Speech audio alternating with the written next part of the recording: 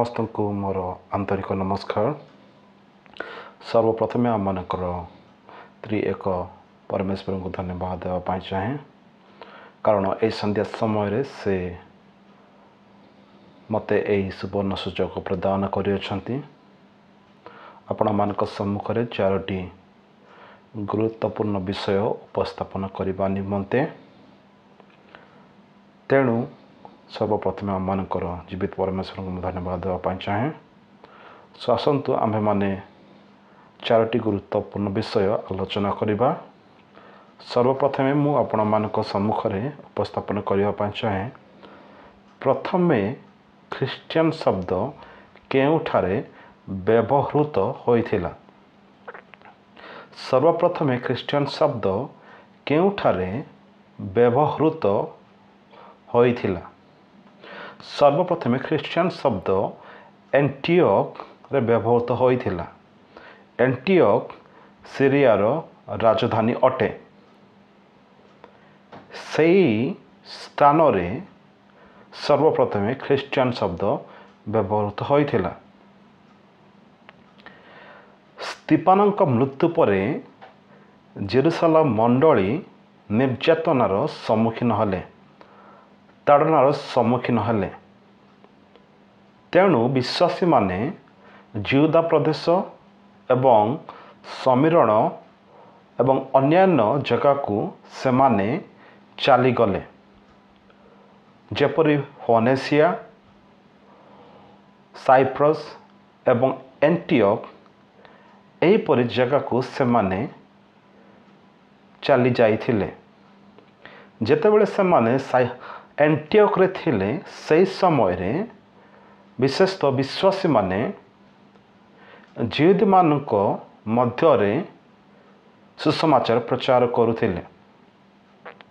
किंतु केतेक कुप्रिय लोक माने एवं कुरणीय लोक माने ग्रीक मानक मध्यरे सुसमाचार प्रचार कले, कारण ईश्वरक हस्त एही कुप्रिय एवं कुरणीय लोक मानक उपरे थिला, जे द्वारा सेमाने ईश्वरक वाक्य को सटीक भाव में प्रचार करि पारिथिले। एवं सेमानक प्रचार द्वारा अनेक लोक माने अर्थात ग्रीक लोक माने, विजाति लोक माने प्रभुंक निकट को आसिले, जीशुंक ठारे विश्वास कले। एही सुसमाचार जेतेबेले जेरुसालेम मंडलीर कर्णगोचर हैला, से समय रे जेरुसालेम मंडली निष्पत्ति नेले एवं तांकर निष्पत्ति सहकारे निष्पत्ति आकार रे सेमाने बर्नबाब को सेमाने एंटियोक को प्रेरण कले। एवं बर्नबाब एंटियोक को आसिले एवं से सेठारे से शिक्षा देवा आरंभ कले एवं विश्वासी मान से उत्साहित कले। से आनंदित हेले विश्वासी मान कार्य देखी एवं से तार्सस को जाही पाउलों को खोजिबा आरंभ कले, तार अन्वेषण करबा आरंभ कले। पाउलोंकर अनुसंधान पाई पाउलों को खोजी से एंटियोक पुणी थरे फेरी आसिले, बाहुडी आसिले।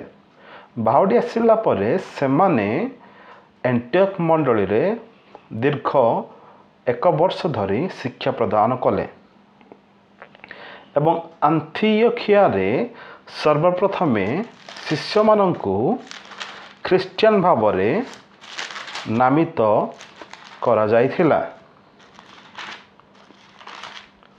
एहा प्रेरित पुस्तक 11 अध्यायर 26 पदरे पुंखानुपुंख भाव में उल्लेख करा जाय अछि। मैं आपण मान निमंते पढ़ी।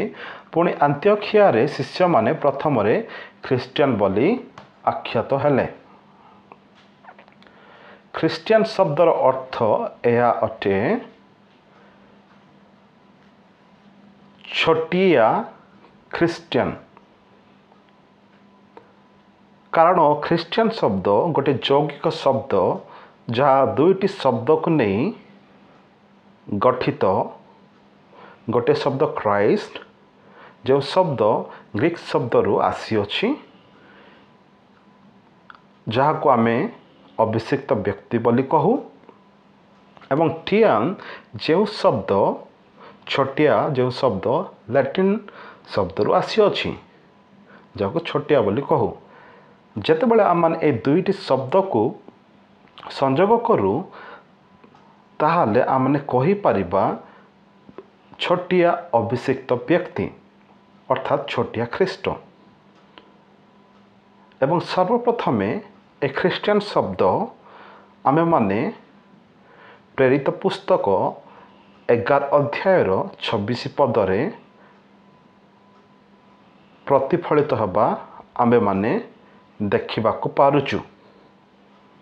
It has been reflected in the book of Acts chapter 11 verse 26. ଏବଂ ଦ୍ୱିତୀୟ ବିଷୟ ଆମେ ଦେଖିବା, ପ୍ରଥମେ ଖ୍ରୀଷ୍ଟିଆନ ଶବ୍ଦ କିଏ କାହା ପାଇଁ ବ୍ୟବହାର କରିଥିଲେ।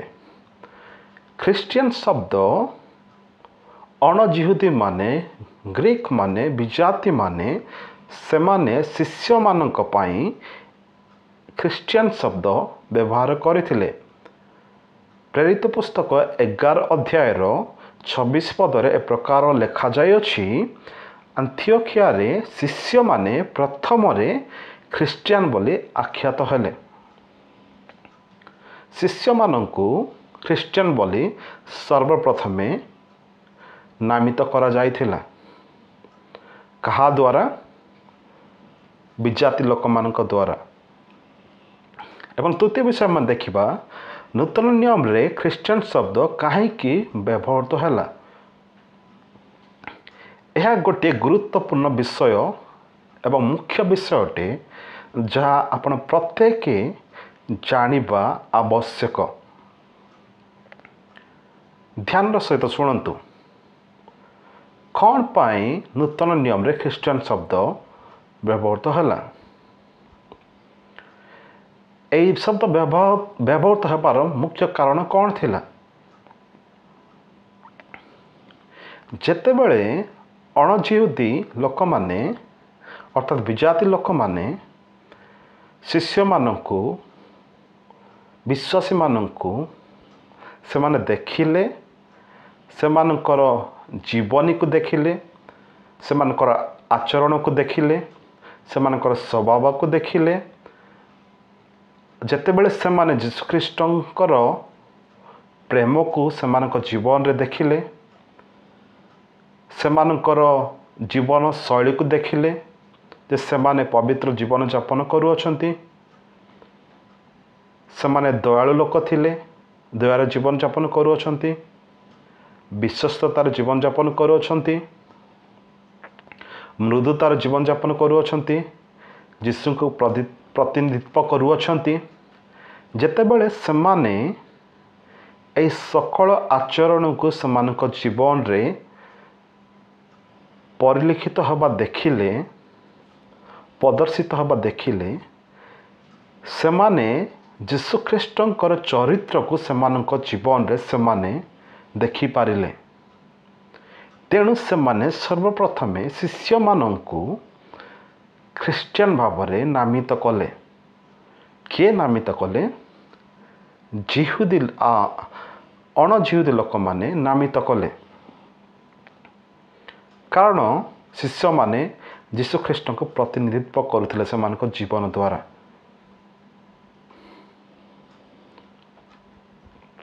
ଏବଂ ଚତୁର୍ଥ ବିଷୟ ଆମେ ଦେଖିବା, ନୂତନ ନିୟମରେ ଖ୍ରୀଷ୍ଟିଆନ ଶବ୍ଦ କେତେ ଥର ବ୍ୟବହୃତ ହୋଇଅଛି।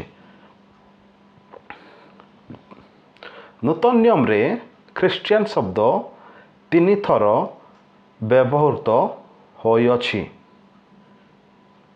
ପ୍ରଥମରେ ପ୍ରେରିତ ପୁସ୍ତକ 11 ଅଧ୍ୟାୟର 26 ପଦରେ, ପ୍ରେରିତ ପୁସ୍ତକ 26 ଅଧ୍ୟାୟର 28 ପଦରେ ଏବଂ ପ୍ରଥମ ପିତର 4 ଅଧ୍ୟାୟର 16 ପଦରେ ଖ୍ରୀଷ୍ଟିଆନ ଶବ୍ଦ ତୃତୀୟ ଥର ପାଇଁ ବ୍ୟବହାର ହୋଇଅଛି। ଏ ସନ୍ଧ୍ୟା ସମୟରେ ଏହି 4ଟି ଗୁରୁତ୍ୱପୂର୍ଣ୍ଣ ବିଷୟ ମୁଁ ଆପଣମାନଙ୍କ ସମ୍ମୁଖରେ ଉପସ୍ଥାପନ କରିବା ପାଇଁ ଇଚ୍ଛା ପ୍ରକାଶ କଲି ଏବଂ ମୁଁ ବିଶ୍ୱାସ କରୁଅଛି ଆପଣମାନେ ଏ 4ଟି ଗୁରୁତ୍ୱପୂର୍ଣ୍ଣ ବିଷୟ ଆପଣମାନେ ସନ୍ଧ୍ୟା ସମୟରେ ଶିକ୍ଷା ପ୍ରାପ୍ତ ହେଲେ। ପ୍ରଥମ ବିଷୟ ଆମେ ଶିଖିଲୁ ସର୍ବପ୍ରଥମେ ଖ୍ରୀଷ୍ଟିଆନ ଶବ୍ଦ କେଉଁଠାରେ ବ୍ୟବହୃତ ହୋଇଥିଲା। ସର୍ବପ୍ରଥମେ ଖ୍ରୀଷ୍ଟିଆନ ଶବ୍ଦ ଏଣ୍ଟିଓକରେ ବ୍ୟବହୃତ ହୋଇଥିଲା ଏବଂ ଖ୍ରୀଷ୍ଟିଆନ ଶବ୍ଦ କିଏ କାହାକୁ ବା କିଏ କାହା ପାଇଁ ବ୍ୟବହାର କଲେ। ଅଣଜିହୁଦୀମାନେ ବିଶେଷତଃ ଶିଷ୍ୟମାନଙ୍କ ପାଇଁ ବ୍ୟବହାର କଲେ ଏବଂ କ'ଣ ପାଇଁ ଏହି ଶବ୍ଦ ନୂତନ ନିୟମରେ ବ୍ୟବହୃତ ହୋଇଥିଲା। କାରଣ ଯୀଶୁଖ୍ରୀଷ୍ଟଙ୍କର ଶିଷ୍ୟମାନେ ଯେଉଁମାନେ ଯୀଶୁଖ୍ରୀଷ୍ଟଙ୍କର ଶରୀରରେ ସଂଯୁକ୍ତ ହୋଇଥିଲେ ବିଶ୍ୱାସ କରିବା ଦ୍ୱାରା ସେମାନେ ଯୀଶୁଖ୍ରୀଷ୍ଟଙ୍କର ପ୍ରତିନିଧିତ୍ୱ କରୁଥିଲେ, ଯୀଶୁଖ୍ରୀଷ୍ଟଙ୍କର ସୁସମାଚାରକୁ ପ୍ରଚାର କରୁଥିଲେ, ଯୀଶୁଖ୍ରୀଷ୍ଟଙ୍କ ପରି ଜୀବନଯାପନ କରୁଥିଲେ। ତେଣୁ ଅଣଜିହୁଦୀ ଲୋକମାନେ ଶିଷ୍ୟମାନଙ୍କୁ ଖ୍ରୀଷ୍ଟିଆନ ବୋଲି ଗଣିତ କଲେ, ନାମିତ କଲେ ଏବଂ ଖ୍ରୀଷ୍ଟିଆନ ଭାବରେ ସେମାନଙ୍କୁ ଡାକୁଥିଲେ ବା ଡାକିଲେ। ଏବଂ ଚତୁର୍ଥ ବିଷୟ ଆମେ ଦେଖିଲୁ ଖ୍ରୀଷ୍ଟିଆନ ଶବ୍ଦ ବିଶେଷତଃ ନୂତନ ନିୟମରେ 3 ଥର ବ୍ୟବହାର କରାଯାଇଛି। ପ୍ରେରିତ ପୁସ୍ତକ 11 ଅଧ୍ୟାୟର 26 ପଦରେ, ପ୍ରେରିତ ପୁସ୍ତକ 26 ଅଧ୍ୟାୟର 28 ପଦରେ, ପ୍ରଥମ ପିତର 4 ଅଧ୍ୟାୟର 16 ପଦରେ। ବିଶ୍ୱାସ କରୁଛି ଆପଣମାନେ ଏହି ବିଷୟକୁ ପୁଙ୍ଖାନୁପୁଙ୍ଖ ଭାବରେ ଶିଖିଲେ ଏ ସନ୍ଧ୍ୟା ସମୟରେ ଅର୍ଥାତ୍ ଶିକ୍ଷା ପ୍ରାପ୍ତ ହେଲେ। ବିଶେଷ ଏ ଶବ୍ଦ ଗୁଡ଼ାକ ଶିଖିଲା ପରେ ଏ ବିଷୟ ଗୁଡ଼ାକ ଜାଣିଲା ପରେ ଅନ୍ୟମାନଙ୍କୁ ମଧ୍ୟ ଆପଣମାନେ ଶିକ୍ଷା ଦେବା ପାଇଁ ତତ୍ପର ହୁଅନ୍ତୁ, ଜାଗ୍ରତ ହୁଅନ୍ତୁ। ପ୍ରଭୁ ଆପଣ ପ୍ରତ୍ୟେକଙ୍କୁ ଆଶୀର୍ବାଦ କରନ୍ତୁ। ପୁଣି ଥରେ ପ୍ରଭୁ ଯୀଶୁଖ୍ରୀଷ୍ଟଙ୍କ ନାମରେ ନମସ୍କାର ଜ୍ଞାପନ କରେ। ନମସ୍କାର। ଆମେନ୍।